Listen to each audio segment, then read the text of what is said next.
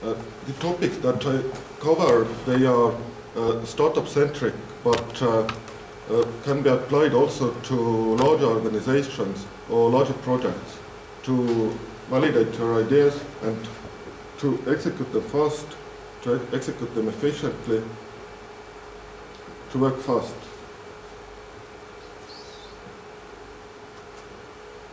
And today is again what topics I'm going to cover.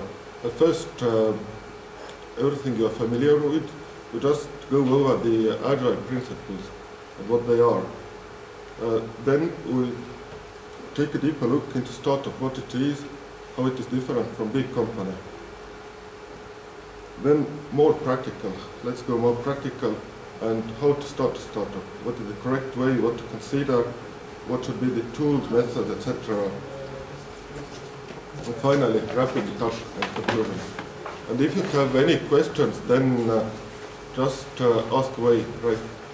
We have a QA session at the end, but at the time is really limited. Then let's see. I don't know how much it is.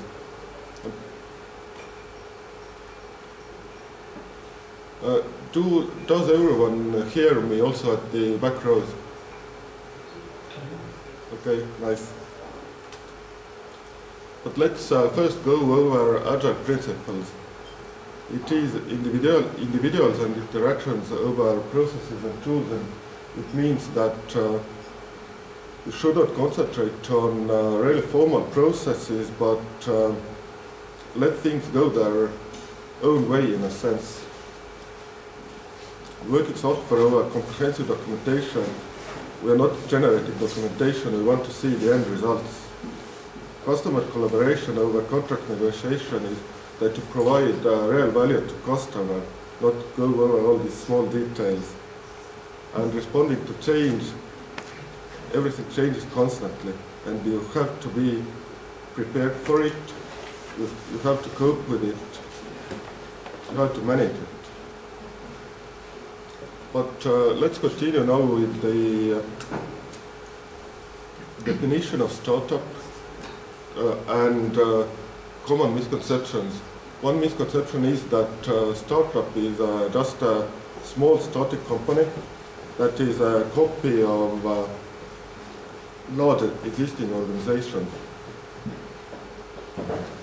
For instance, that when I start my programming shop or design agency, that it is a startup. No, it isn't.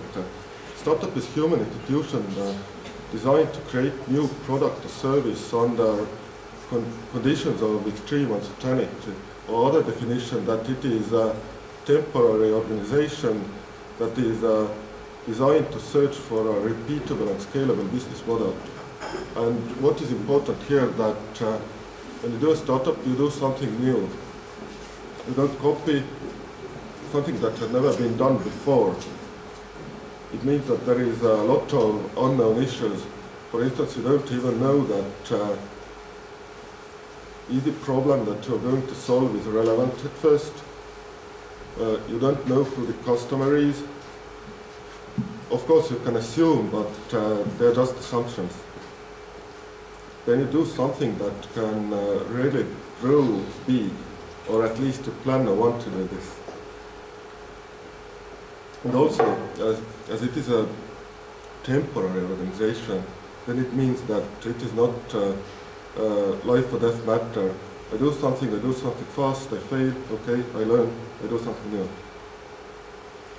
Because what I have seen that, especially in Nordic countries, that Estonia, Finland, that people, they start to take this too seriously. And key considerations, yes, that I want to point out, extreme uncertainty plus lack of resources. Because if you do it full time, then let's say bootstrapping is not nice.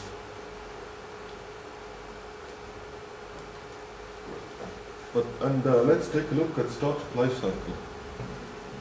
Everything starts from a person with an idea.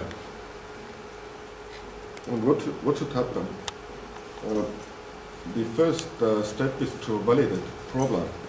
That to get objective guarantee that the problem that you're trying to solve exists, it is relevant, that there exist people that have this problem, that it is worth solving, and that is solvable.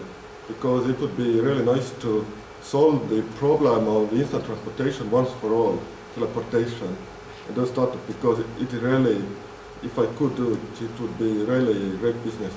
But I know that it is undoable, at least at this point. Then second is that validate the market. That means that you have to be certain that there exist people who are willing to pay for it. The thing that you're going to do, because even if you consider social products, then at some point you just cannot go on doing all this good stuff and work for free, etc., because you have to pay for software, infrastructure, buy food, pay bills, etc.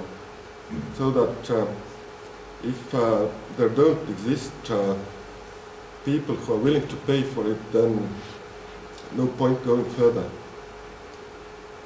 Next thing is validating product. It means that you work constantly on product improvement and build something that people really want and need.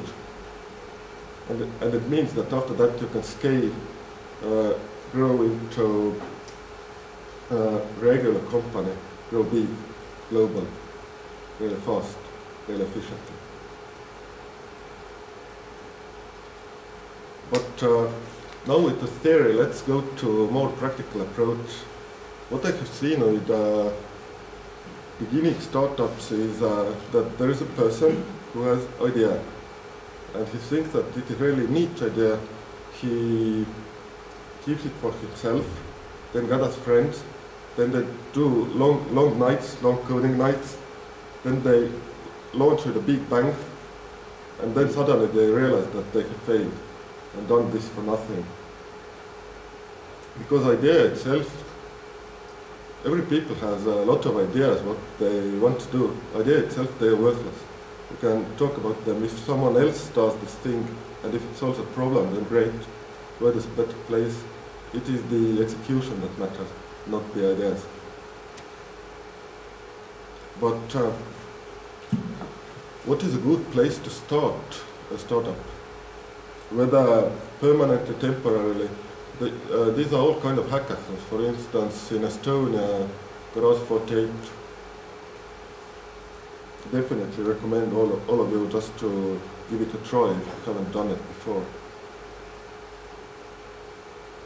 And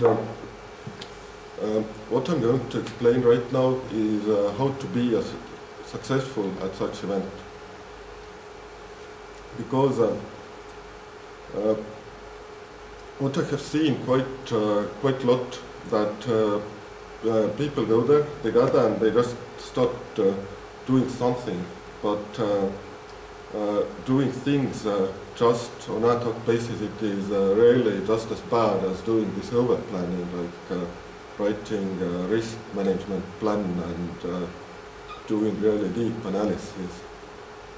And even if you move with really good velocity, then it doesn't mean that you succeed, because if your velocity is great, but you move in wrong direction, then the end result is also worthless. But let's go through all the three phases right now: planning, execution, and wrapping it up. What you need to do during such events is, at first, you don't start banging away. You need to plan. And planning, like I mentioned before, it doesn't mean that you go completely crazy. I put the slides up also on slideshow later, because I see that this is legible from so and so, as I understand.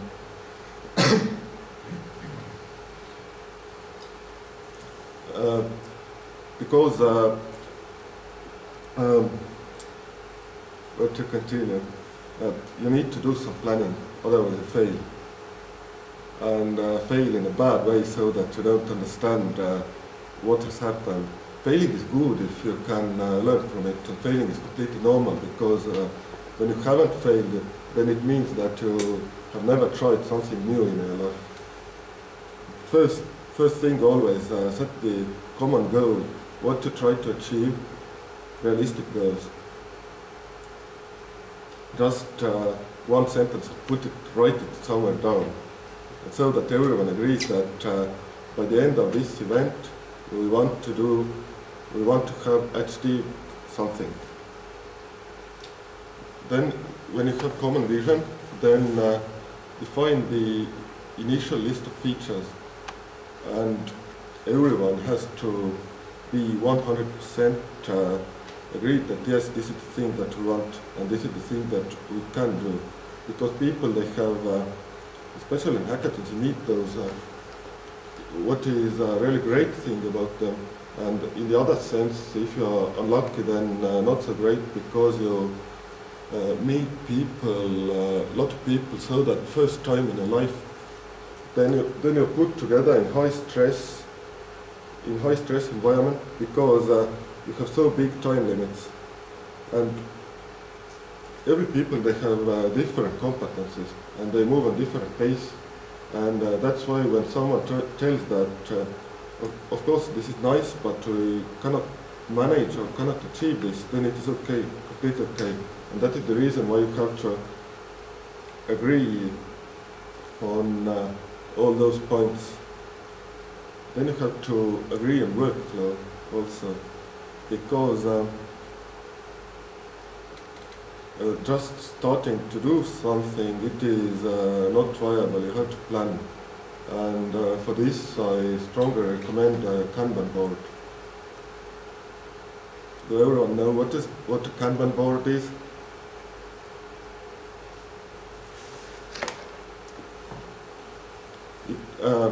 It relies on the principle that there are things that you need to do, different tasks, and every task is can be either not done, in progress, or done. It means you just you can do it digitally, like Trello. Has anyone used Trello? Do you know what Trello is?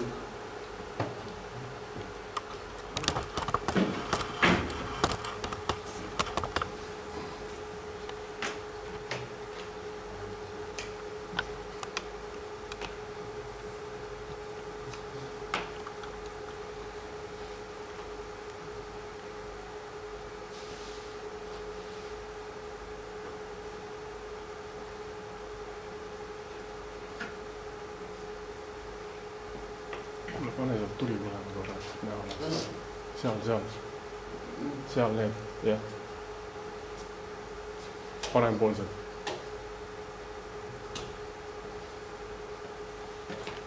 And it is best to manage all those tasks with post-it notes, so that you see that there is a lot of stuff to do. Of course, you can throw them away, add, etc., because everything changes. Then you have clear visual indication that it is in progress. And why it is good to have this on wall and on paper? Because when you're at hackathon, you have one thing that I noticed that my pace is considerably slower than, for instance, at office, is that you have just one monitor, then you have 100 windows open there, so that you have to switch between them. Plus, if it's 48-hour event, of course you sleep during some time, but you are also quite tired and stressed because the deadlines are so tight. And when it is done, then you just move here. And it means that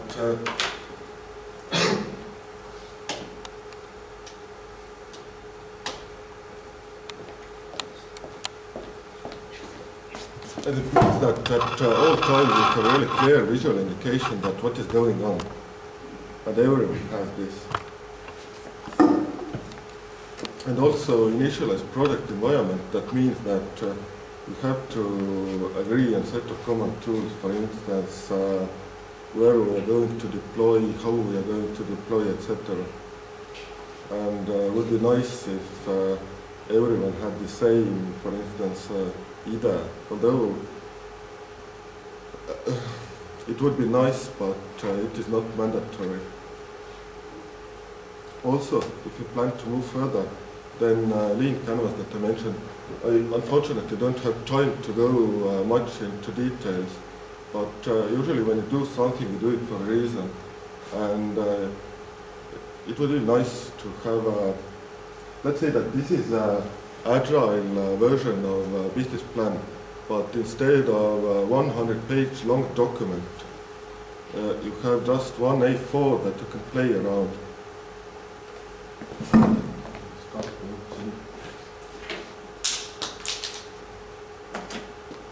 The purpose of this thing is just so that you can outline the problem, and if you cannot fill this out, it means that what you're doing is pointless. If there is no problem, then why to do it again? Then there is customers, someone to whom we solve this problem. Then unique value proposition, what value does it provide? Then also solution to problem.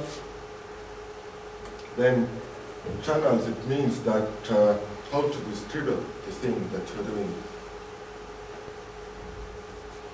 Then revenue streams, how do you plan to do, get income? Because if you don't get income, then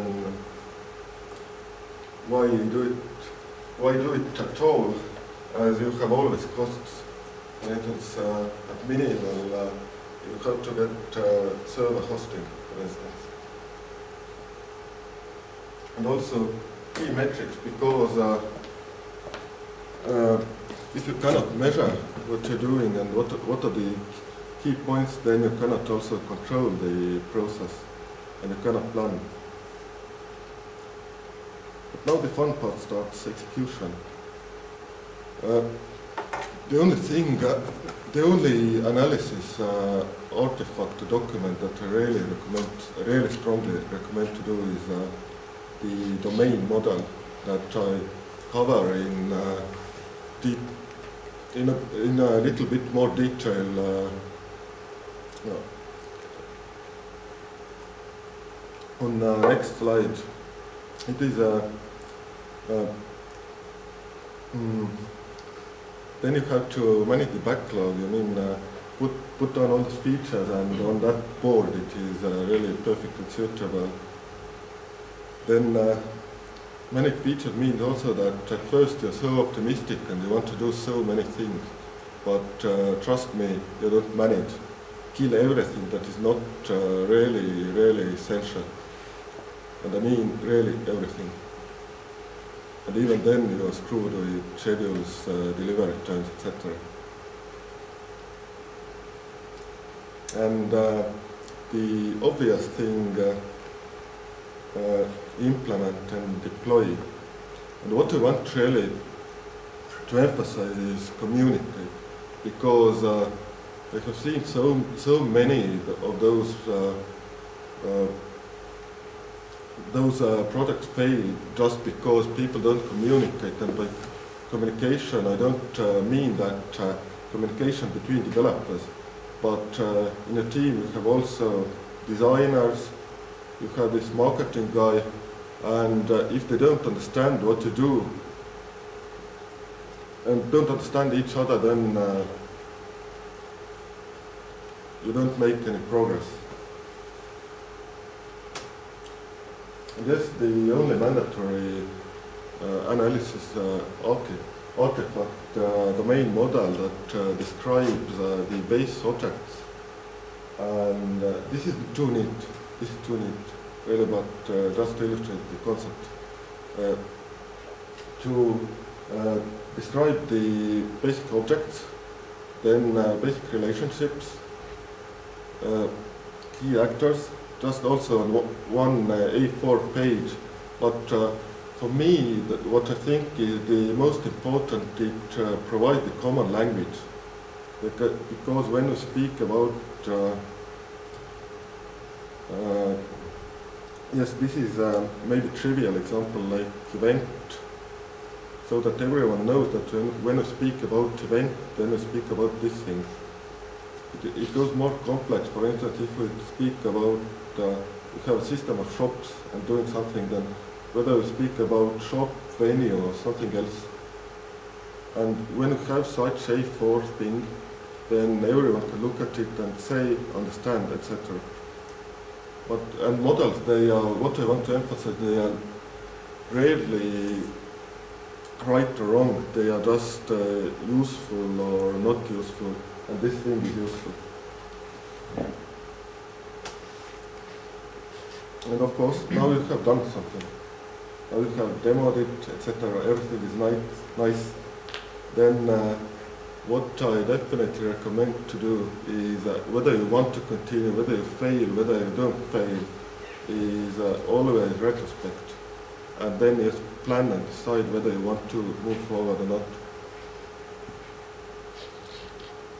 And again, what I want to emphasize, prove everything that is really not viable.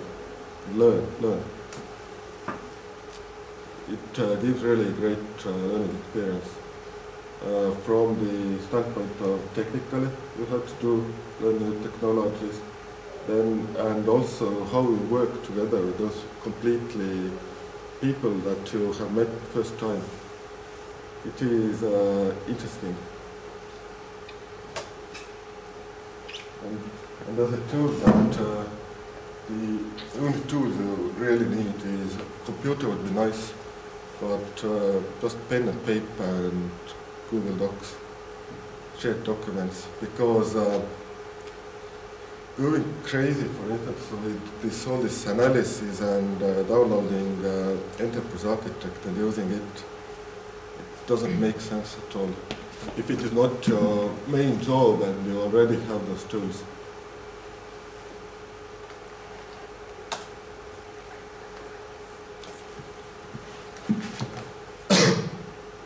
And let's start wrapping it up before QA session. That be efficient and also move to right directions, communicate and learn. Deliver fast, always measure what you do and always track what you do. This is not that I'm a control freak, but if you don't measure and track, then I cannot control and I cannot learn, because I cannot overemphasize this learning aspect. Build, scale, and do the right action at the right time. When I go back to this previous slide, where I emphasize this, if you move too fast,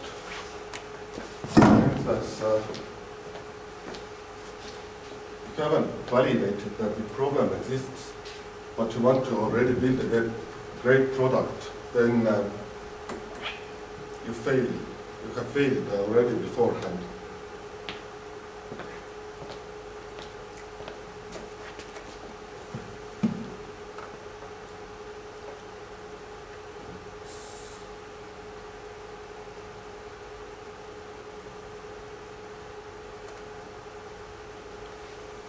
Questions and answers.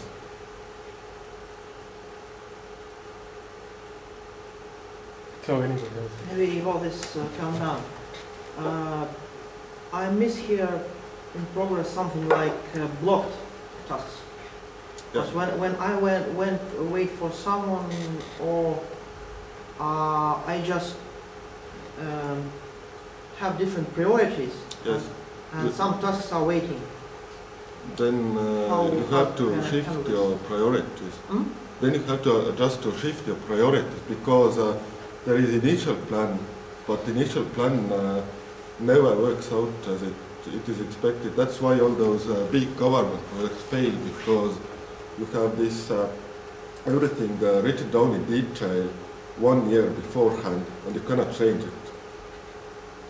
And so you just have to accept that then you change priorities. What if some tasks are already in progress in the central column?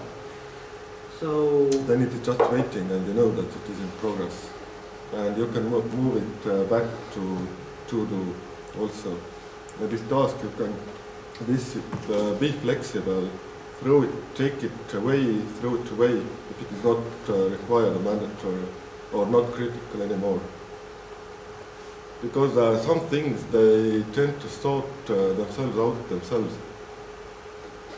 because I'm trying to do the more or less similar thing, and board is going to become more and more like a garbage collector. Okay. I used to have the same issue, but in real life you can just work on one thing at a time.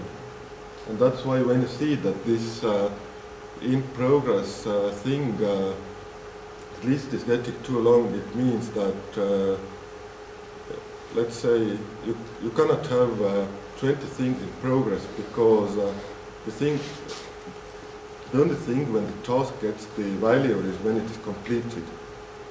And if a completed task has value 100 and non-completed task has value 0, then all those things, they have zeros. And it means that just move them back to to-do list, and that's it. And because it doesn't make any difference from for instance, end user standpoint that this is almost complete, because usually from also that I know that the last 10% effort of required to finish a task, then it takes at some time 80% of the time. So that just move them back, and it is.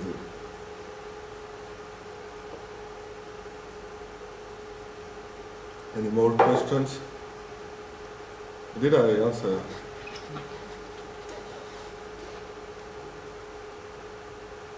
Difficult, I think. You can then ask him privately if you want. But right now we have a little bit of break, and I'd like to show one startup that is made for this task management week done. You could write it here. No, I don't have this account. The web.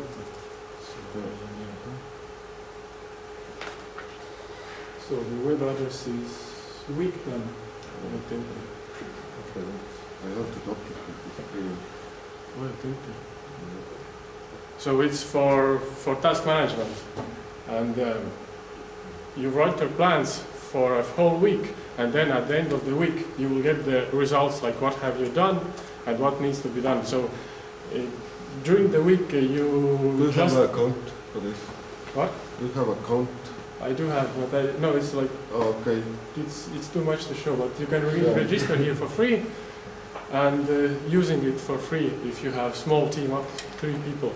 So it's like to-do list, but with extra functionality, like get the reports on the email at the end of the week. Okay, and now Martin, thanks to him. Applause. I haven't, because when I have time, I just show that this thing is also, like I explained, it is Trello is really great environment for that. It's also free. Yeah, it is free. Oh, it is free and always free. There is written on the website. Okay, I haven't noticed it.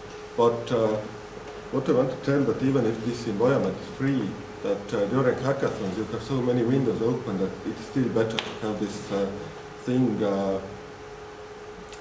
on wall and pin to wall and play with post-its. One question: if you have this board on the wall, then the client doesn't see any progress. How do you show it to the client? I think the much better is to use flow. But this I recommend it. It is both that, because client he doesn't see, he sees progress on real thing, because one thing is telling client something, but of course that yes, I have done this, but better thing is that the client can touch it himself. That you. And who does the prioritizing here? It completely depends on context. Who it is usually. It depends on completely on organization. It's startup that I know that we just discuss the things, and then all people, they can think, and if they are interested, they do the thing that gives the most value. It is the key point is that everyone understands what gives the most value.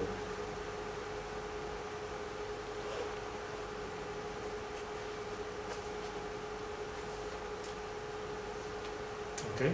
So you have anything more to add? I have, but I already forgot. I thought that there would be more. I did really fast and didn't go into very much detail because I thought that there would be more questions and answers. Okay. Thanks, Martin. You can meet him in Garage 48 Hub, that's in City Center, Ravala 7. So if you have any questions or work for him, then he's open. No, I don't mean like work, but projects to do, like outsource to him. Let's say that I can consult, but my schedule is quite tight.